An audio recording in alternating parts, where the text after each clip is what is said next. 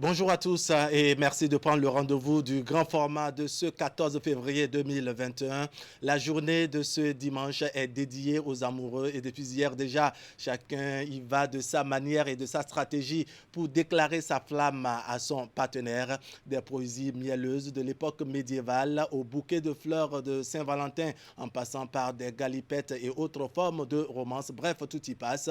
L'amour est célébré sous plusieurs couleurs avec tous les revers que cela comporte dans le rang des adolescents. Nos équipes de Cotonou et de Nati Tengu consacrent un dossier sur le sujet à suivre dans cette édition. Pendant ce temps, les amoureux de la chose politique ne veulent rater aucune occasion. Les différentes chapelles politiques s'activent sur le terrain avec en ligne de mire la présidentielle du 11 avril prochain. Mais la question du parrainage continue d'alimenter les débats et suscite moult commentaires et polémiques. Les versions varient d'un camp politique à un autre et l'opinion publique interprète les choses à sa manière. Eh bien, Gildas Djoblowski Agonkan est député à l'Assemblée nationale et membre du groupe parlementaire de l'Union progressiste.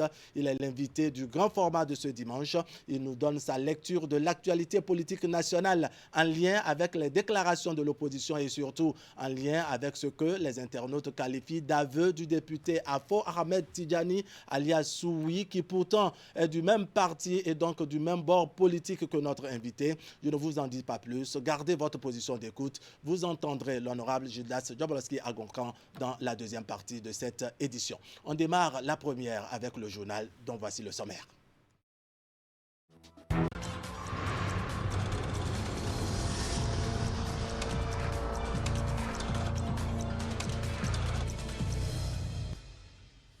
L'actualité nationale avec le mouvement Forces engagées pour le Bénin dont les membres se disent préoccupés par la paix en cette période électorale. Le mouvement a effectué hier sa rentrée politique avec des acclamations pour les réalisations du gouvernement. Akime Seydou Oseni nous en dit plus dès le début de ce journal. Et puis, la CGTB tient son premier conseil confédéral au titre de l'année 2021. Les assises sont consacrées à l'appréciation des dernières élections professionnelles. Les membres et les syndicats de base auront également à faire des projections sur la stratégie de lutte et l'avenir de leur confédération commune.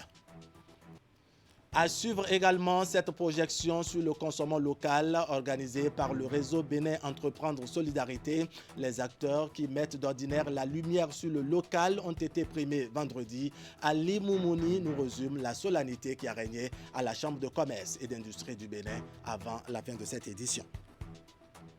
Voilà pour le sommaire. Bienvenue. Bonjour à tous. La tenue des élections présidentielles dans la paix préoccupe les forces engagées pour le Bénin. Ce mouvement politique a effectué sa rentrée politique hier samedi. À l'occasion, des témoignages sur les réalisations du gouvernement ont été enregistrés. La particularité de cette sortie politique réside en ce que les forces engagées pour le Bénin ont pris le pari de descendre dans les communautés pour entendre, sinon pour faire entendre la symphonie de la paix. Précision Akime Seydou Oseni et Rachid Soubero.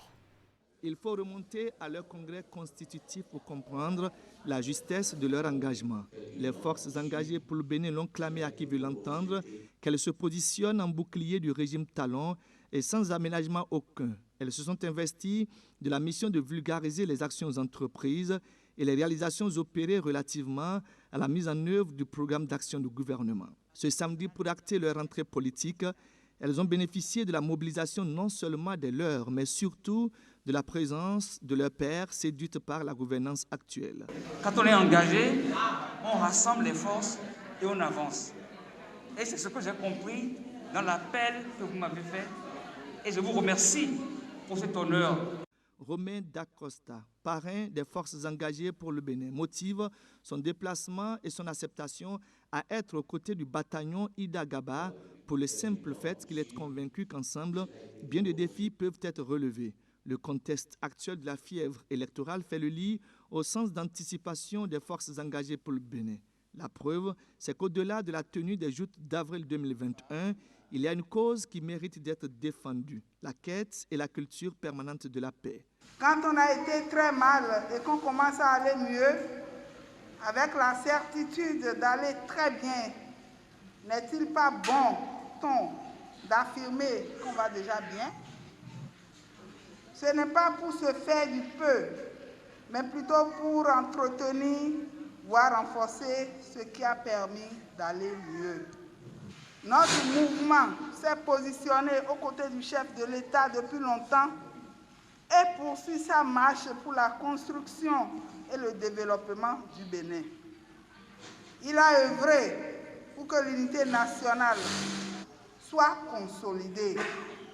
Cette unité nous permet de préserver la paix et de rétablir très vite notre concorde quand il nous arrive par moment de nous chamailler. J'invite donc tous les militants des 12 départements du Bénin à se mobiliser pour la paix.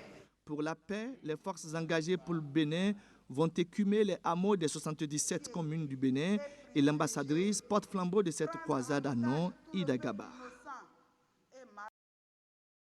La deuxième phase du projet Ma Voix compte a été lancée vendredi dernier au CODIAM par le réseau des organisations de jeunesse pour le développement local et la coopération décentralisée. Ensemble avec les forces engagées pour la paix et le développement en Afrique, ils entendent travailler pour un fort taux de participation à la présidentielle du 11 avril prochain. À cette dynamique s'ajoute l'appel de Cotonou pour les élections pacifiques et paisibles et des initiatives dénommé Pacte de paix. Le compte rendu est signé Herman Anyamboso sur des images de Eder Hunkavi. L'initiative a pris corps depuis maintenant 5 mois et vise un fort taux de participation à la présidentielle du 11 avril prochain. Pour le lancement de la deuxième phase du projet Ma Voix compte ce vendredi au CODIAM, les responsables du réseau des organisations de jeunesse pour le développement local et la coopération décentralisée ensemble avec les forces engagées pour la paix et le développement en Afrique s'en sont ouverts aux hommes des médias. Le projet Ma Voix compte vise à sensibiliser les populations béninoises à travers les 77 communes et la diaspora sur l'importance du devoir civique que représente le vote. Sensibiliser les acteurs politiques à œuvrer pour une période électorale apaisée et une libre expression du droit de vote des citoyens. Et je voudrais profiter pour rappeler que le droit de vote est un droit individuel et non collectif et nul n'a le droit d'entraver les autres citoyens à exprimer leur droit de vote. Pour qui s'engage à travailler à un fort taux de participation pour une élection prévue dans pratiquement 2 mois, il faut bien s'y prendre par des actions hardies et bien coordonnées. La deuxième grande action qui va caractériser la deuxième phase de Ma Voix compte sera les affiches. Donc il y aura des affiches de sensibilisation qui seront postées un peu partout sur les panneaux publicitaires et aussi postées dans les lieux publics afin de sensibiliser les citoyens et surtout d'élever le niveau de conscience électorale des citoyens et pour que nous puissions atteindre l'objectif du fort taux de participation. La dynamique Ma Voix compte s'associe à l'appel de Cotonou pour des élections pacifiques et paisibles. Nous lançons un appel également aux candidats qui seront officiellement retenus par les instances compétentes à s'engager pour la paix en adhérant à l'initiative de la signature d'un pacte de paix. Et à toutes les forces vives de la nation et aux populations d'observer les comportements de paix et de cohésion sociale avant, pendant et après le scrutin. Également portée par ces organisations de jeunes, l'initiative dénommée Pacte de paix qui bannit tout appel à la violence, à la haine, aux intimidations et autres. Le pacte de paix est signé entre les candidats officiellement retenus et vise à engager les principaux acteurs à avoir un discours de paix et d'unité nationale pendant tout le processus électoral. Pour qui connaît le rôle combien important des médias dans une période aussi sensible, la rencontre avec la presse ce vendredi sonne comme un appel à plus de responsabilité dans le traitement et la diffusion des informations. Toute chose qui vise à renforcer la culture de la paix au Bénin. Voilà, les récentes déclarations liées au parrainage sont au cœur d'une sortie médiatique des députés du bloc républicain. Il s'agit pour ces élus du peuple de corriger certaines informations incorrectes et pour restaurer donc la vérité dans le rang des populations. C'est à travers donc un point de presse animé par 3 députés du bloc républicain. C'était hier samedi au siège du parti. Voici le point que nous proposent Ulrich Gaba et Mofid Sabour. Face à la presse, 3 députés du bloc républicain. Au cœur de cette sortie médiatique, les polémiques qui agitent l'opinion publique depuis quelques jours autour du parrainage des candidats. Les députés BR relèvent des contre-vérités et s'indignent des fausses informations distillées dans la masse. Le caractère non impératif de notre mandat en tant que député nous impose d'agir en autonomie. Nous n'oublions pas les barrières politiques sous lesquelles nous sommes présents au Parlement. Nous n'oublions pas. Puisque nous véhiculons, nous adhérons à ces valeurs-là. Mais nous avons attendu, mais des heures et des heures. Et pour assister à quoi? Dans la même journée, un balai de communiqués pour dérouter, pour matérialiser ce que nous avions déjà soupçonné qui était la vaste escroquerie qui devait être faite au peuple béninois. On a été tous là quand ils ont dit qu'ils n'iront pas demander. Vous ne voulez pas demander, vous voulez avoir. Il y a une contradiction. Hein? Même dans les livres saints, c'est écrit, hein, demandez, on vous donnera. Celui qui ne demande pas, on ne va pas aller se mettre à genoux devant lui. Tiens, tiens, non, ça ne se passe pas comme ça. Ceux-là qui crient aujourd'hui, là, hier, quand ils étaient à l'Assemblée, ceux qui ils ont été d'accord avec le parrainage. Posez-les alors la question, pourquoi ils sont allés déposer leur candidature en duo? C'est parce qu'ils ont accepté la loi qu'ils l'ont fait. Deuxième chose, pourquoi ils n'ont pas payé 250 millions, ils ont payé 50 millions de caution? C'est la même loi qui dit ça. Plusieurs autres sujets d'intérêt commun sont abordés par les élus du peuple. Au nombre des sujets évoqués, la supposée prorogation du mandat du président Talon et le respect des tests de la République dans une norme purement sélective et personnelle. Comment une loi entière qui a des différents articles, ils choisissent des articles qu'ils veulent, qu'ils disent, bon, cet article-là dans la loi, c'est bon, moi j'applique. Ah, je fais Dieu là, ça là c'est bon. Ah, cet article-là, ah, c'est bon, parce qu'il parle il réduit la caution de 250 à 50 millions. Ça, là, j'accepte. À nos parrainages, là, je n'accepte pas. Quel est ce comportement? Il y a une loi. C'est dit. On n'a pas inventé. Ce n'est pas seulement les députés BS. Est-ce que BS a existé? Non. C'est parti de la 7e législature. C'est-à-dire les mêmes collègues que nous avons en face aujourd'hui, comme l'a bien dit le collègue Okunola. On a été ensemble au laboratoire pour poser tout ça. Maintenant, ce qui nous reste aujourd'hui, c'est de s'aligner. Il est temps que nous construisions le Bénin, même dans la diversité, surtout dans la diversité, parce que ce sont nos diversités, c'est la diversité qui nous renchérit. C'est la diversité, justement, qui fera de notre pays un pays qui est respecté par les institutions internationales. À travers ce point de presse, les représentants du peuple insistent sur la cohésion et l'unité nationale en cette période sensible de veille électorale. Ils en appellent au sens du patriotisme de tous les Béninois. Ouverture vendredi dernier des assises du premier conseil confédéral de la Confédération générale des travailleurs du Bénin, CGTB. La rencontre qui se tient seulement quelques jours après la 3e édition des élections professionnelles va permettre au conseil élargi aux syndicats de base ainsi qu'à certains militants de faire le point de la participation à ces élections, d'en apprécier l'issue et de faire des projections. On fait le point avec Nagui Balagbe et Elvis Utonokwe.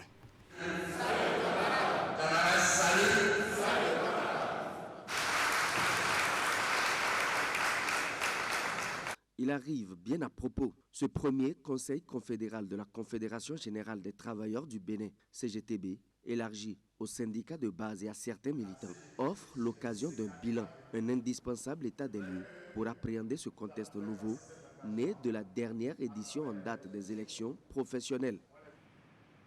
Sans nous rappeler ce que nous savons déjà, La CGTB est arrivée 4e sur les 8 confédérations et centrales en lice et n'a pas pu obtenir les 20% des suffrages exprimés par les travailleurs comme l'exigent les tests.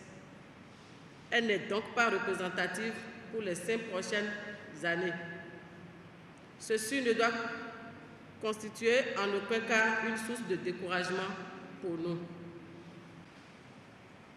Dans la nuit du 24 au 25 janvier, l'urne électronique a livré son verdict. Il est apparu tout simplement que nos attentes n'ont pas été comblées. Pour le commun des mortels, c'est un signal fort.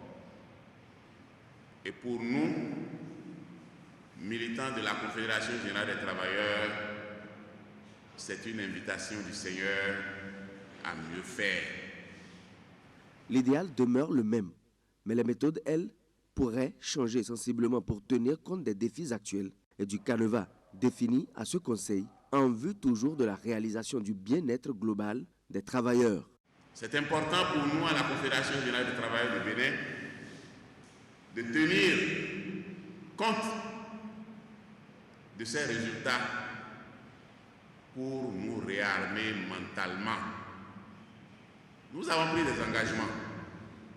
Ces engagements se doivent être tenus. C'est vrai que les tests ne nous permettent pas de courir après les privilèges liés à la représentativité, mais ces mêmes tests nous donnent la possibilité, en tant qu'organisation syndicale, de réaffirmer notre leadership. Nous devons donc poursuivre nos efforts, fédérer les énergies pour asseoir, au moyen de nos engagements, un syndicalisme porté par les fondamentaux au service du mieux-être des travailleurs béninois. La Confédération générale des travailleurs tient tout de même à ses engagements, ceux notamment qui ont été pris dans la foulée de la campagne en vue des élections professionnelles. Dès lors, c'est un immense chantier qui s'ouvre dès après ces assises. Le centre d'arbitrage et de médiation, le centre d'arbitrage de médiation et de conciliation de la CCIB CAMEC a organisé une formation à l'endroit des juges. C'est un séminaire de 48 heures qui vise le renforcement des capacités de ces acteurs judiciaires pour une meilleure gestion des conflits d'ordre commercial. La formation s'est achevée vendredi dernier, nous apprend Ali Moumoudi. Ils sont une vingtaine d'acteurs judiciaires à recevoir leurs attestations de participation à la formation organisée par le Centre d'arbitrage, de médiation et de conciliation de la CCIB CAMEC. L'initiative vise à renforcer la capacité de ces juges, greffiers et magistrats sur la gestion des conflits issus des relations commerciales. Et c'est à juste titre qu'elle est accompagnée par le tribunal du commerce de Cotonou. Je voudrais en ces instants saluer l'assiduité de tous les participants, tous les collègues, tous les greffiers, les magistrats venus de tous horizons, ici depuis hier. Les débats ont été de très grande qualité, les travaux ont été très riches.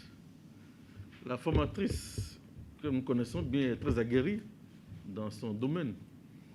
Elle nous a bien nourris en ces 2 jours de formation. Cette formation trouve sa pertinence dans un contexte juridique marqué par les actes uniformes portant sur l'arbitrage et sur la médiation et permettant le recours à la médiation à tout niveau de la procédure devant le juge étatique. Toutes ces formations contribuent à l'amélioration du climat des affaires au Bénin et traduisent l'engagement de la CCIB qui laisse augurer d'un avenir plein d'espoir aux modes alternatifs de règlement des litiges. 48 heures durant, les participants sont aguerris sur le thème « Juge du tribunal de commerce, les équatures de la sentence arbitrale et l'accord de médiation ». Le développement de la formatrice Bintou Djibo, venue du Centre d'arbitrage, de médiation et de conciliation de Ouagadougou, expose les différentes procédures pour résoudre de façon apaisée les conflits d'ordre commercial. Toute chose qui permettra d'améliorer davantage le climat des affaires au Bénin. Effectivement, nous avons été nourris, nous avons été rassasiés, dirait-on. Comme l'a dit l'autre, vous nous avez enseigné que la balance il est préférable au glaive. Vous nous avez enseigné qu'il vaut mieux, au lieu d'aller en combat, au moins transiger, passer par la concorde. Nous avons saisi la leçon. Ce séminaire organisé à l'endroit des acteurs de la justice est l'épilogue d'une série de formations initiées depuis 3 semaines pour le renforcement des capacités et la sensibilisation des acteurs de la chaîne de règlement de conflits du CAMEC. Il s'agit des agents de la CCIB en charge des services de promotion économique des régions, des opérateurs économiques et chefs d'entreprise, ainsi que les médiateurs et arbitres agréés près du CAMEC. Au marché d'Antokpa à Cotonou, tout ce que le créateur fait est grâce. Et pendant une année, il a comblé les usagers de ce marché de bénédiction. Commerçants et commerçantes ont alors estimé nécessaire de demander une messe d'action de grâce pour lui rendre gloire. Et cela s'est passé à l'église Saint-Michel de Cotonou. C'était hier. Précision à Sion Kanya Siongbon et Elvis Tonokwe. Les usagers et usagères de Dantokpa, sous tutelle de la Société de gestion des marchés autonomes, ont rendu gloire à Dieu à l'église Saint-Michel de Cotonou. Pour l'occasion, le Père célébrant a imploré la grâce divine sur chacun et chacune, ainsi que sur la Sogema. Ils ont choisi le samedi 13 février pour marquer cette pause après 1 an d'activité commerciale dans le marché. Il est de bon ton qu'on puisse venir dire merci à ce grand Dieu qui nous a protégés pendant 1 an. Nous sommes là aujourd'hui pour lui dire merci. Parce qu'il ne mérite que des actions de grâce. Donc nous sommes venus lui rendre grâce ce matin, nous les usagers du marché Tokpa. Offrande de louanges, tout était au rendez-vous pour que chacun exprime sa joie. À leur côté, le préfet de l'Atlantique, Jean-Claude Kodjia, et le directeur général de la Société de gestion des marchés autonomes, Armand Gansé. Ce dernier a annoncé les défis à relever à court terme. La Sogema s'attelle à offrir un cadre décent à ses usagers afin que ces derniers puissent tourner les activités dans la convivialité et dans un cadre décent. Aussi, dans Tokpakwe, c'est la fête qui nous amène à beaucoup prier, puisque cette année-ci, nous l'avons placée sous le sceau de l'union, de la convivialité et de la prospérité partagée. Le marché d'Antokpa remonte aux années 1940 et a connu plusieurs déplacements et transformations. Aujourd'hui, avec la nouvelle équipe dirigée par Armand Gansé, elle se transforme considérablement. Et pour les commerçants et commerçantes du marché, c'est une grâce immense à rendre chaque année. 3 mois après le lancement du projet Lumière sur le local pour distinguer les acteurs impliqués dans la promotion du consommant local, le réseau Bénin Entreprendre Solidarité avec son territoire BEST vient de procéder à la remise de prix au lauréat. C'était à la faveur d'une cérémonie qui s'est déroulée vendredi dernier à la salle de conférence de la Chambre de commerce et d'industrie du Bénin. Reportage. 3 catégories des acteurs de la chaîne de promotion du consommé local sont retenus pour la distinction du projet Lumière sur le local. À travers cette initiative, le réseau Bénin Entreprendre Solidarité avec son territoire BEST encourage les médias, blogueurs et influenceurs, les distributeurs et les institutions impliquées dans la valorisation des produits locaux. Une action qui se concrétise par cette cérémonie de remise de prix aux meilleurs de chaque catégorie.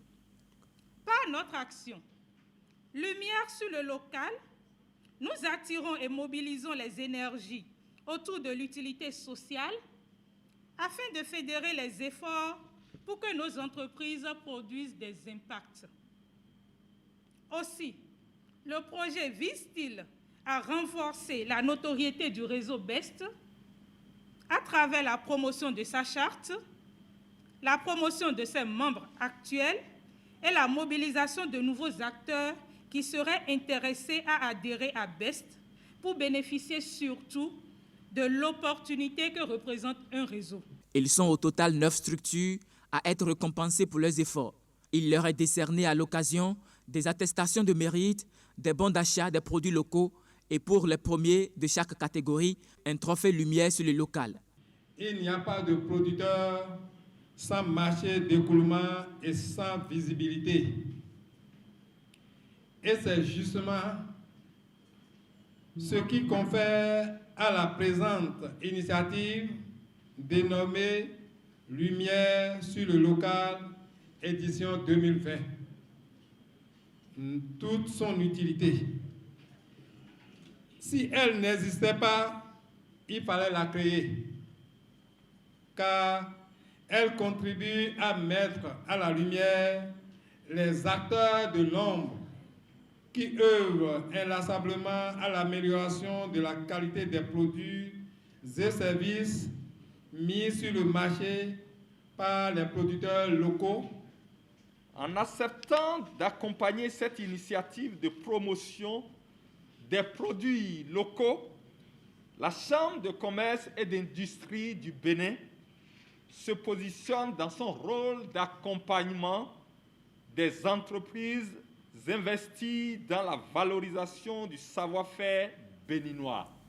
Accompagné par la Chambre de commerce et d'industrie du Bénin, le projet Lumière sur le local est une initiative du réseau Bénin Entreprendre Solidarité avec son territoire BEST, en collaboration avec Solidarité Entreprise Nord-Sud, Sens Bénin. Toutes des structures engagées dans la production, la promotion et la consommation des produits locaux. On ira maintenant à Nati Tengu, dans le département de l'Atakora, pour célébrer l'amour. Nous sommes le 14 février et c'est la fête de Saint-Valentin. Occasion sans doute pour chacun de rivaliser d'ingéniosité pour séduire davantage son conjoint ou son partenaire. Les élèves de Nati Tengu, en tout cas, n'entendent pas passer sous silence l'édition de cette année et les mots pour le dire sont sans ambiguïté. Reportage Régis Hippolyte Agos. Devenue une fête assez incontournable de nos jours, vu tout ce qui se prépare pour sa célébration, la Saint-Valentin, commémorée le 14 février de chaque année, devient de plus en plus importante pour les jeunes. Dans les collèges d'enseignement général, privés comme publics de Nati Tengu, chaque apprenant a sa petite idée sur cette fête. Pour moi, la Saint-Valentin, c'est la fête des amoureux. C'est la fête à laquelle l'on offre des cadeaux à la personne qui on aime. Selon moi, la fête de Saint-Valentin, au fait, ce n'est pas pour les petits-enfants, mais plutôt pour les parents, les adultes, parce que quand on parle de Saint-Valentin, c'est la fête des amoureuses. Bon, selon moi, la Saint-Valentin, ce n'est pas uniquement que la fête des amoureux, mais aussi la fête de l'amitié. Tu peux pas, c'est pas forcément, il faut être en couple avec quelqu'un pour dire tu vas fêter obligatoirement la Saint-Valentin avec la personne. Vous pouvez toutefois être amis et fêter la Saint-Valentin avec la personne. Pour moi, la Saint-Valentin, c'est en général considéré pour les couples mariés, au fait. Pour moi, la Saint-Valentin, c'est une fête des amoureux, juste pour montrer à son partenaire combien il compte pour lui. Des définitions propres à chacun et selon ses convictions. Pour certains, ce dimanche 14 février se passera comme tous les autres dimanches. Bon, vu que je ne suis pas encore marié, bon, ce n'est pas un jour d'amour pour moi. Ça, c'est un dimanche comme tous les autres dimanches. Bon, comme d'habitude, l'église après mes cahiers. Je n'ai rien prévu. Bon, à cause des circonstances, bon, je n'ai rien prévu pour le moment. Comme j'ai une vision, le bac, donc tout ça là, j'ai laissé. Moi, personnellement, je vais me concentrer sur mes exercices que j'aurai à faire. Pour d'autres, par contre, des cadeaux sont déjà prévus pour être offerts à cette occasion à leur Valentin. Je veux juste donner un cadeau à mon Valentin, histoire qu'il sache qu'il y a une fille qui pense à lui. Moi, je veux lui offrir un parfum. S'il n'a pas les moyens pour m'offrir le cadeau, juste les mots me suffisent. J'ai prévu d'offrir un roman. Et tu attends quoi de lui? Je n'attends pas forcément quelque chose de lui. L'important, c'est que, bon, on sait qu'on s'aime et puis c'est déjà bien. Je n'ai rien à lui offrir, mais tout ce qu'il m'offre, je prends. Je lui ai acheté une fleur et puis un t-shirt de Saint-Valentin. Moi, je ne sais pas s'il m'a préparé quelque chose, mais bon, moi, je lui ai déjà préparé une chose. Assez de programmes sont aussi élaborés pour ce dimanche afin de faire plaisir à l'être aimé. Ce jour-là, j'ai prévu présenter mon petit ami à mes parents, puisque j'en ai déjà parlé et c'était déjà prévu. Donc, on va se retrouver, discuter et célébrer en même temps cette journée. Bon, moi, le dimanche, je veux fêter ça avec mon amoureux, juste s'habiller, on peut aller dans un restaurant, manger, boire, rigoler ensemble. J'aurais souhaité après cette sortie qu'on aille chez lui. La Saint-Valentin 2021 se prépare donc bien par les apprenants de Nati Tengou qui n'attendent que ce dimanche pour célébrer l'amour. Mon Valentin, je veux te dire que je t'aime fort et que je pense à toi. Qu'est-ce que c'est beau, cette affaire d'amour. Comme à chaque 14 février, la Saint-Valentin est l'occasion de célébrer l'amour sous toutes ses formes. C'est aussi l'occasion pour les commerçants d'articles d'accroître leur chiffre d'affaires. Une équipe de notre rédaction s'est rendue sur le terrain pour faire le constat de l'ambiance notée autour de cette fête dans la ville de Calavi et environ. Voici la synthèse que nous propose Opportune Glélé et Ali Moumouni sur des images de Henri Ganti. Des articles soigneusement exposés sur ces étalages et qui annoncent les couleurs de la fête de Saint-Valentin. Ici, dans la commune d'Abomey-Calavi, le 14 février, ce sont de plus belles, avec des boutiques qui accueillent déjà les premiers clients. Présentement, ici, on a des cartes d'amour précisément. J'ai des robes. Et on a des tableaux d'art qui sont à très bas prix et des peluches emballées et des coffrets. J'ai des coffrets. C'est quoi les coffrets? Les coffrets sont des ensembles de produits. Ça peut être un parfum avec un CD de musique. Ça peut être un parfum avec une bague. Ça peut être un parfum avec une montre. Donc nous montons des différents produits que nous appelons coffrets. Mais nous le faisons tout en ayant à l'esprit que c'est pour symboliser l'amour. Donc tout ce que nous faisons, nous gardons en esprit que celui qui l'achète exprime son amour à quelqu'un. Emilienne de Cantodé, selon ses dires, ne rate jamais cette occasion de renouvellement d'amour pour son conjoint. Dans cette multitude de produits proposés, elle en trouve toujours pour son compte. Comme elle, bien d'autres clients préfèrent offrir des coffrets ou des tableaux de messages de tendresse et d'affection. Je suis venue acheter un cadeau pour mon Valentin. J'ai acheté des parfums, genre une surprise pour mon homme. Je suis venu me procurer des coffrets et un magnifique tableau pour ma Valentine. Ma très chère épouse, quelques jours de la Saint-Valentin, des expositions par-ci par-là et c'est quand même intéressant. Ça permet de confirmer à nouveau l'amour et de vivre de bons moments pendant cette période. La Saint-Valentin de 2021 ne souffrira donc d'aucune insuffisance, confient les amoureux. Quand bien même la pandémie de la Covid-19 dicte sa loi, elle sera d'une réalité certaine dans les couples. C'est sur cette note de romance que nous mettons point final à cette première partie du grand format. On va observer un rideau publicitaire, le temps d'installer par ici notre invité. Il a nom Gildas Djoblowski à Goncan. Il est député à l'Assemblée nationale et membre du groupe parlementaire de l'Union progressiste. À tout de suite.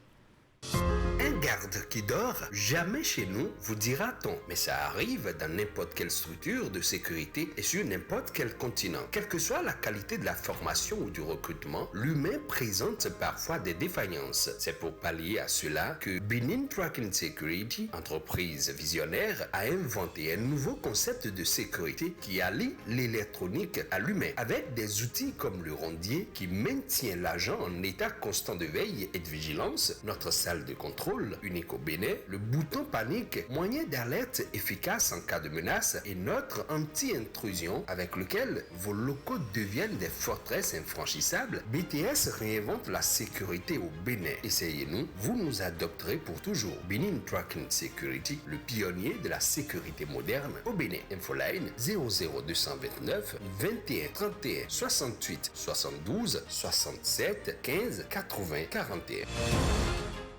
Bonne nouvelle, la semaine généreuse évolue. Maintenant, la nouvelle semaine généreuse, c'est instantané, comme le café.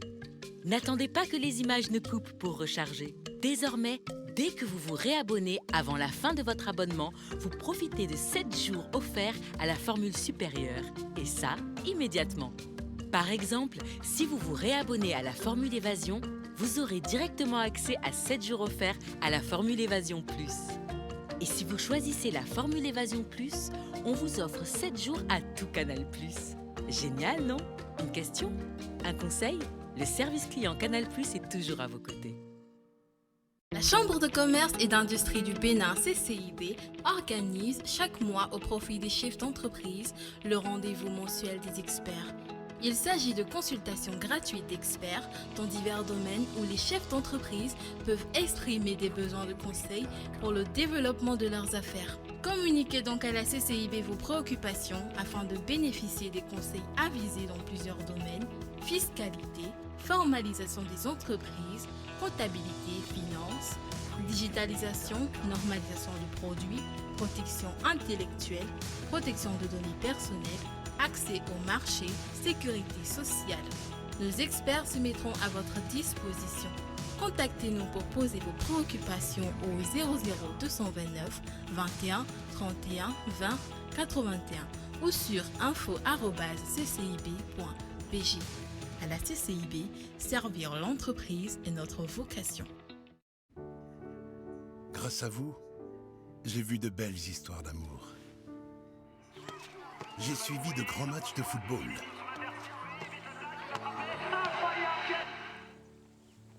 Grâce à vous, j'ai fait de magnifiques voyages. J'ai partagé pas mal de fous rires. Et j'ai même assisté à des courses-poursuites endiablées. Bref, j'ai vu tellement de belles histoires en vous regardant que chaque jour, je me dois d'être à la hauteur. Chaque jour, ensemble. Tu as déplacé notre livret d'épargne où? C'est mon livret d'épargne. D'ailleurs, la FCCAM Bénin a changé notre vie. Voici la carte qu'on utilise maintenant. Avec cette carte, je peux souscrire à plusieurs plans de cotisation et plus personne ne pourrait connaître le solde de mon compte. Désormais, mon épargne est sécurisée à la CELCAM. Et tu m'as rien dit? Il est là. Merci beaucoup. Alors, quand puis-je passer à l'agence pour la demande de prêt? Vous n'avez même pas besoin de vous déplacer, venir à l'agence. Ah bon? Je peux enregistrer les informations de votre demande sur place et enregistrer également les informations de votre avaliseur. Et dans 72 heures, je reviens vous donner une suite à votre demande de prêt.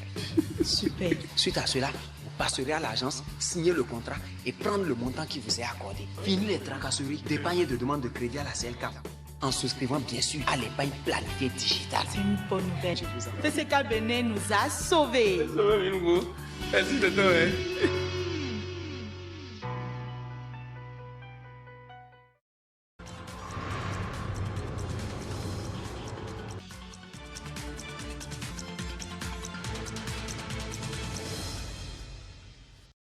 On en vient maintenant à la page invitée qui s'ouvre sur l'honorable Agonkran Gildas Djoborski. Bonjour. Bonjour Arabe. Vous êtes député à l'Assemblée nationale et également membre du groupe parlementaire du parti Union progressiste. On va avec vous échanger sur l'actualité politique nationale. Et en fin de semaine, la Commission électorale nationale autonome a rendu disponible la liste provisoire des candidatures retenues, 3 au total, sur la vingtaine enregistrée en son temps. Quelle est l'appréciation de l'Union progressiste, du député que vous êtes? Merci Wahab. Je crois que le film se déroule convenablement en fonction des normes de la République. Le processus a commencé et le processus est en cours. La Sénat, comme l'avait dit, sortit la liste provisoire. Et il fait le constat que sur la pléiade de candidatures déposées, 3 candidatures sont retenues provisoirement par la Sénat. La candidature de M. Patrice Talon avec sa colistière Mme Talata, la candidature de M. Djemba Soumana Alassane, oui. avec son colistier Paul Rompé. Ça, c'est pour le parti Fosfori pour le plus grand parti d'opposition de notre pays, FCBE. Et une 3e candidature, Korhoui, avec son colistier Irénée Agossa, comme une candidature provenant de la hiérarchie politique des démocrates. Donc c'est la logique de ce que nous avons souhaité, c'est que la réforme du système partisan puisse aboutir à une responsabilisation de la classe politique en matière électorale, en tout cas en matière des présidentielles. Ce temps est révolu où nous avions une trentaine, une quarantaine, une cinquantaine de candidatures ou les présidentielles, ce temps est révolu et nous allons Qu'est-ce qui gêne à avoir autant de candidatures? Il faut demander aux populations ce qui gêne. Ce qui gêne, c'est l'éparpillement. Quand vous regardez, finalement, vous avez 2, 3, 4 candidats qui s'en sortent avec des scores honorables qui peuvent conduire à près de 98%. Après, vous avez un ribambelle de candidatures qui se retrouvent avec des scores epsilon. Ce n'est pas des choses qui donnent de la visibilité à l'action politique dans un pays qui se veut en construction, qui veut un développement prospère. Je ne sais pas pourquoi il faut fatiguer les populations alors que véritablement on sait que ça n'aboutira pas à quelque chose de sérieux. Alors votre parti, l'Union progressiste, est issu de la réforme du système partisan. Vous, député à l'Assemblée nationale, vous travaillez également à l'ancrage donc de cette réforme. Est-ce qu'aujourd'hui, on peut dire que vous êtes satisfait des résultats que nous avons? On a 20 candidatures déposées et 3 sont pour l'instant provisoires, donc 3 dossiers retenus. Vous savez, si on n'avait pas fait la réforme, vous allez constater que l'Union progressiste, qui est la résultante d'une centaine de partis politiques, en d'autres, on pourrait avoir aussi 10, 15, 20 candidatures. Le fait qu'il y ait cette réforme, ça veut dire que nous avions une démarche de responsabilisation qui aboutit à ce que le parti définisse une candidature, alors qu'on aurait pu avoir cette myriade, et finalement, c'est un saucissonnement de la classe politique qui est en jeu. Que nous ayons aujourd'hui 3 candidatures, c'est un résultat appréciable. Nous allons poursuivre l'appréciation jusqu'à la fin du processus électoral et tirer les conclusions. Ce qui est ajusté va être ajusté. Nous n'avons pas à dire que nous sommes déjà dans l'éloge glorieux par rapport à ce qui est fait, mais on fait le constat que je suis persuadé que des pays vont nous suivre avec le temps et on comprendra que le Bénin a été un pionnier dans cette manière de réformer la classe politique pour rester un peu en lien avec les pays anglophones qui nous entourent et que nous apprécions tout le temps, mais que nous refusons de suivre certains départs au Bénin. Je suis persuadé que ce départ va se poursuivre chez nous et se poursuivra aussi au niveau de l'opinion publique de l'Afrique francophone. Alors, entre autres raisons évoquées, outre dans le traitement au niveau de la Sénat, c'est la question du parrainage qui a posé problème et qui a donc justifié le rejet de certains dossiers. On peut dire que la question du parrainage constitue en quelque sorte un serpent de mer jusqu'à présent. Oh, pas un serpent de mer. C'est vrai que ce n'est pas une innovation béninoise, mais nous l'empruntons à c'est une première au Bénin. Nous l'empruntons à des grandes démocraties. Il est important que lorsque nous avons fait le diagnostic tout le temps de ce qui n'allait pas, il faut faire l'audace pour faire marquer un pas. Il y a un pas qui a été marqué, c'est le parrainage. Ça va susciter tant de remous, mais nous sommes à la première phase d'opérationnalisation. Faisons le constat que ça permet quand même d'aller vers une sorte d'assainissement du paysage politique. C'est vrai que les conditions de sa mise en œuvre ont fait l'objet de polémiques de part et d'autre, mais il faut être raisonnable pour dire que c'est une réforme idoine qui conduit véritablement notre pays vers plus de révolution politique pour un bonheur des populations. Ce qui fait polémique, et tout le monde le dit, c'est un peu le contexte politique.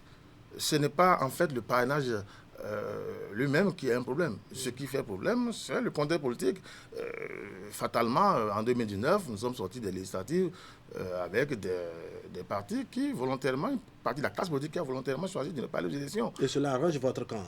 Mais que voulez-vous? Nous sommes en politique et moi je ne fais pas la politique pour la gloire de l'autre. Je fais la politique pour ma gloire et la politique pour la gloire de la population. Donc, nous sommes dans une stratégie concomitante avec les autres. Un rapport de force. Un rapport de force. Lorsque les gens ont choisi de ne pas aller aux élections, alors qu'il y avait, nous n'avons pu revenir sur le débat, il y avait des boulevards pour qu'ils aillent aux élections. Finalement, on se retrouve avec 2 partis au Parlement qui ont des députés et 3 partis qui ont des maires. Oui. C'est ceux-là qui doivent faire le parrainage, c'est ce que la loi a décidé. Que voulez-vous? Maintenant, nous avions décidé, malgré le contexte, de faire en sorte pour que le candidat qui est le nôtre ne soit pas seul. Parce que c'est ça le souhait d'une certaine classe politique. Que le parti salon soit seul et qu'on crée sur tous les toits, que le Bénin est dans une sorte de balkanisation de la démocratie, que nous n'avions pas évolué, que la réforme a conduit à une dictature. C'est cela que certaines personnes souhaitaient. Qu'au finish, on retrouve un seul candidat par liste. Nous avions, dans une élégance politique, essayé d'éviter la chose. Et nous sommes organisés pour que véritablement, malgré que nous avions nos conditions, nos convictions, on fait en sorte pour que à côté du candidat talent, que d'autres candidatures puissent prospérer des candidatures qui sont issues de formations politiques responsables. Alors, pour que cela soit vraiment effectif, il faut que vous accordez les parrainages à ceux qui le demandent. Mais dans le rang de l'opposition, on parle de confiscation des parrainages. Vous avez confisqué les parrains, vous avez refusé de parrainer des duos, des gens, des potentiels candidats qui souhaitent briguer la magistrature suprême. Que s'est-il passé exactement? À chacun son appréciation des choses. Et à chacun ses vocables pour illustrer ce qui s'est passé. Ce qui s'est passé est simple. Parlons définitivement pour finir avec cette affaire de parrainage. L'Union progressiste, en tout cas pour parler de ce que je sais, votre parti, mon parti, a décidé qu'au vu de ce que le candidat qui est le nôtre, le président Talon, a dit, je serai candidat que lorsque je serai en compétition avec d'autres candidatures. Si je dois être candidat seul, ce n'est pas la peine. Alors c'est une information qui nous est parvenue. Et après, nous avons tenu une rencontre avec les députés, les maires, pour dire, voilà la réalité. Je vous assure que la plupart de nos maires, députés, disent, nous, on a envie de parrainer Patrice Talon.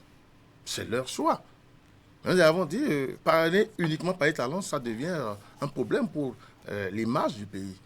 Alors, nous avons dit, en élément responsable, nous sommes un groupe organisé, qu'il faille organiser les choses pour que, véritablement, ce que souhaitait une certaine opinion ne puisse pas arriver au Bénin. Alors, vous avez vu la dernière rencontre de l'Union progressiste où le parti a pris une résolution à l'endroit des parrains pour leur dire, vous avez la possibilité, en dehors du candidat Talon, de faire le parrainage pour deux candidatures, même des candidatures issues de formation politique. Oui. Et c'est ce que nous avions. Des candidatures donc pas des partis politiques légalement constitués. Et c'est ce que nous avions fait. Vous constatez avec nous que quand ça a été dit, les partis politiques nous ont saisi la hiérarchie de notre parti. La hiérarchie de notre parti a répondu pour dire, ce n'est pas nous qui décidons, relancez-vous vers nos députés, vers nos maires. Des partis ont fait, FCBE a fait.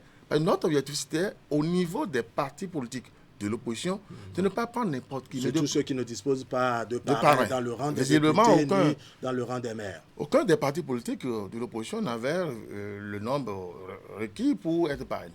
Alors on a dit, il faut des personnalités importantes du parti. C'est pour ça que nous avons demandé au parti aller rencontrer, discuter avec les députés, nos maires, pour que véritablement vous désigniez des personnes qui sont au cœur de l'action politique de votre entité politique. Le FCBE ont écrit et vous avez vu, leur duo de candidature, c'est quand même des membres importants, influents de leur bureau politique, de leur exécutif politique. Est-ce à dire aujourd'hui que les partis, sinon le parti de l'opposition qui crée, je veux parler des démocrates, est-ce à dire qu'eux, ils ne vous ont pas saisi par écrit? C'est pour cela qu'ils n'ont pas reçu les parrainages qu'il faut. Je vais dire ce qui s'est passé. Oui, comme vous le dites, officiellement, le parti, les démocrates, ne nous a pas saisi. Mieux, le président a dit, même si on leur donnait le parrainage, ils ne prendront pas. Mais au même moment, c'est ça. Ça, c'était à la CEDA. Attends un instant. Ils l'ont tout dit. Avant la CEDA, ils l'ont tout dit. Mais ce qui est dangereux, ce qui, à la limite, est terrible, c'est qu'au moment où ils disaient qu'ils n'ont pas besoin de nos parrainages, parce que leur objectif, c'était de cribler un peu le processus, mais pas derrière leur candidate, avec Yamadougou, notre sœur, passait par derrière par des moyens souterrains pour déboucher. C'est-à-dire que vous voyez le processus. C'est-à-dire, officiellement, on dit, n'en pas besoin. Mais de façon souterraine, on mène des démarches pour débaucher au sein de notre entité politique nos députés, nos maires. Et la candidate qui a dit, la dernière fois, elle a dit, lorsque j'ai eu la certitude que certains maires et députés m'ont donné la certitude de leur capacité à me parrainer, que je me suis engagé dans le processus. Vous voyez, c'est ça qui est suicidaire. Aujourd'hui, finalement, au finish, elle n'a pas pu être candidate. Elle va s'en prendre à elle-même, puisqu'elle n'a pas mené la démarche officielle. La démarche qu'elle a menée, c'est une démarche officieuse. Elle dit clandestine. Sur la base de quoi, je ne sais pas.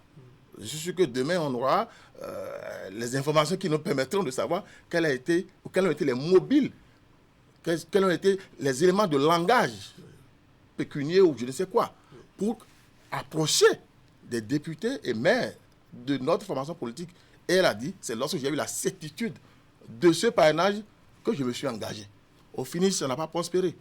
elle va s'en prendre à elle-même, elle va s'en prendre à ceux qui sont restés dans ce... Donc, c'est pour dire que nous n'avons confisqué aucun parrainage. Mais est-ce que vous pensez que votre message a été entendu lorsque le parti, à travers donc la voix de Kolaole Iji, disait que les députés et maires de l'Union progressiste sont libres de parrainer les potentiels candidats, mais candidats portés par les partis légalement constitués au Bénin? Est-ce que vous pensez que ce message a été entendu ou bien les gens sont restés campés sur leur position étant donné que chaque parrain est maître de son parrainage? Vous constatez que ça a été attendu. Vous constatez qu'il y a une bonne partie qui a parrainé le candidat Paris Talon, une autre partie qui a fait le parrainage pour le duo représentatif, le FCBE, Soumanou Djemba et une autre partie, parce que c'est le problème. Lorsque, au niveau des démocrates, le président du parti dit qu'ils ne sont pas prêts à faire la démarche, qu'ils n'en veulent même pas, qu'est-ce que nous devons faire? Nous devons regarder au niveau de leur parti quelle est la personnalité représentative qui souhaite, qui fait la démarche. Nous avons dit au niveau de l'Union progressiste, n'allons pas voir ailleurs que dans le bureau politique des démocrates. Et lorsque le président a dit non, celui qui a dit je veux, c'est un vice-président. Mais quand on parle de Corée, on a l'impression que c'est un militant lambda des démocrates. Il est Corentin Corée, il est vice-président des démocrates. Je voulais rappeler que Mme Rekia n'est dans aucune position. Dans le bureau politique, les 100 membres, près de 100 membres du bureau politique des démocrates, vous n'allez voir figurer nulle part Rekia Madougou. C'est elle qui sait comment elle s'est pris pour supplanter cette capacité intellectuelle politique que je connais au niveau des démocrates.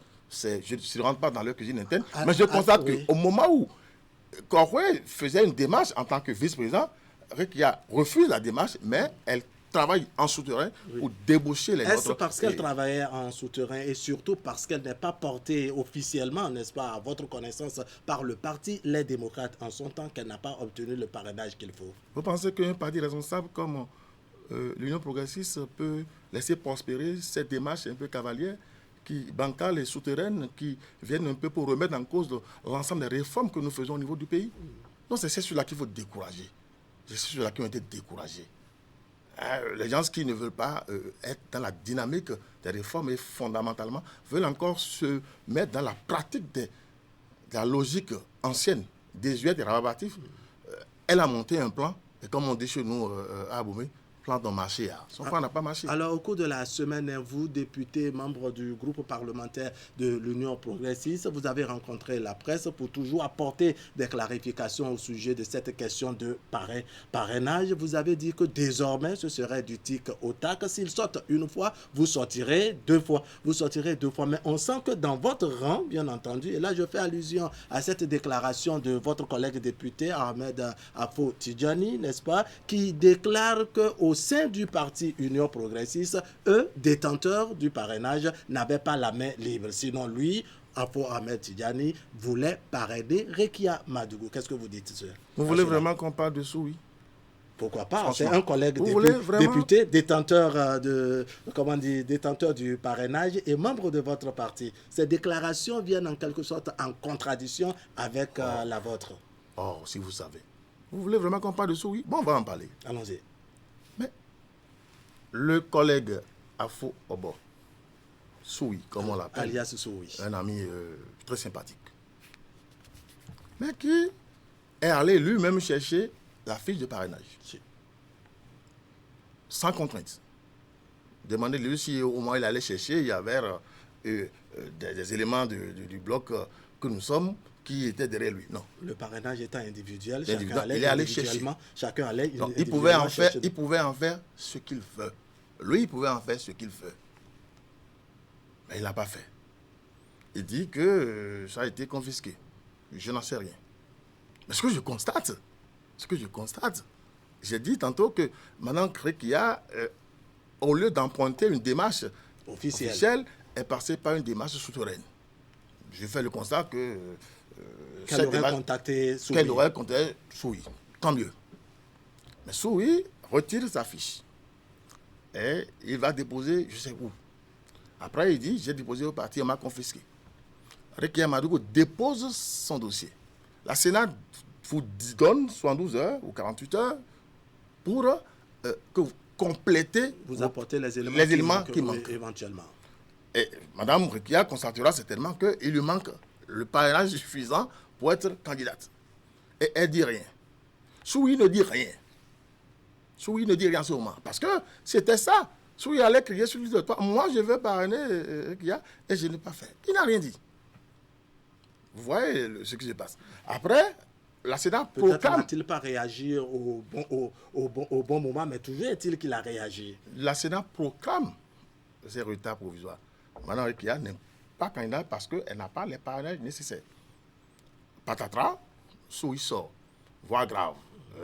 Quand vous regardez même la vidéo, vous comprenez que il y a quelque chose derrière. Mais ça ne nous choque pas. Nous savions tout ça. Parce que nous n'avons pas la prétention de croire qu'au sein de notre parti, tout est rose. Nous avons un parti politique. Nous n'avons pas un paradis politique. Il y a des éléments que nous savions. C'est de la stratégie. Et ça dit qu'il y a encore des éléments facilement manipulables au sein de votre parti. Il y en aura toujours. Il y en aura au Bénin, il y en aura en France, il y en aura aux États-Unis. Mme Rekia a dit qu'elle va sortir des fonds d'écran. Hein. Nous souhaitons qu'elle les sorte parce que... Des fonds d'écran, c'est-à-dire? C'est des captures d'écran. Des messages qu'elle a eus souterrainement avec certains élus de chez nous. Nous souhaitons qu'elle les sorte parce que ça nous permettra au moins de travailler à une forme d'assainissement autour de nous. Parce que vous ne pouvez pas construire un parti autour de 100 entités politiques pour croire que c'est rose, c'est le paradis. Donc, nous sommes un parti politique, nous ne sommes pas un paradis politique. Mais on sent en quelque sorte comme s'il y a l'évangile de la peur qui règne au sein de l'Union progressiste. Encore dans les propos donc, de l'honorable Soui Ahmed Afo Tidjani, il disait qu'ils sont nombreux à avoir cette volonté de parrainer les gens, mais beaucoup avaient peur. Alors quand vous me regardez, vous avez l'impression que j'ai peur de quelque chose? Peut-être pas vous, mais lui et d'autres. Si je voulais dire gentiment à tous ceux qui se sentent dans une question de peur de se démarquer. Si Mme Rekia Madougou, si Guy Mitokbe, si Ede Oundete, si Achade Noureni, Ahossi, ces gens pour qui j'ai du respect, la capacité de pouvoir avoir peur de dire ce qu'ils pensent. Et pourquoi ceux qui sont encore chez nous ne peuvent pas dire ce qu'ils pensent? Il faut que chacun dise ce qu'il pense, au vu aussi de tout. Nous sommes dans c'est peut-être qu'en disant ce qu'il pense, n'est-ce pas, que l'honorable Soui est sorti pour dire ce qui s'est passé au fin fond, la peur que beaucoup d'autres détenteurs quand vous analysez vous analysez le timing, sa sortie servirait à quoi? Rekia Magou ne sera pas candidate. Ça servirait à quoi? C'est ça la question. Il faut que les gens lisent l'art de la guerre. La stratégie, sa sortie servira finalement à quoi? Alors nous invitons tous ceux qui... Le problème se pose selon vous, n'est-ce pas, en termes de timing ou en termes de contenu des propos même? C'est le tout. Je vous ai dit, Soui, bon, je ne ferai pas des déclarations sur un collègue, mais je dis, s'il y a encore des collègues qui fassent l'audace de dire ce qu'ils pensent. Moi, j'ai l'audace de dire ce que je pense. Chacun, il n'y a pas de contraintes. Le plan que nous avons eu au niveau de l'Union progressiste, et certainement au niveau du Bloc républicain, si nous n'organisons pas un peu cette affaire de parrainage, on se retrouvera avec un seul candidat, Baptiste Talon. Et c'est ce que une certaine classe politique souhaitait pour mettre à nu le Bénin, exposer le Bénin et dire nous sommes dans une démocratie bananière, nous sommes dans une dictature. Les réformes ont conduit à ce que nous appelons l'unicité de la pensée. Ce discours est terminé. Il est important aujourd'hui, je l'ai dit par rapport à Mme Rekia. Je souhaite que Mme Rekia ne se comporte pas comme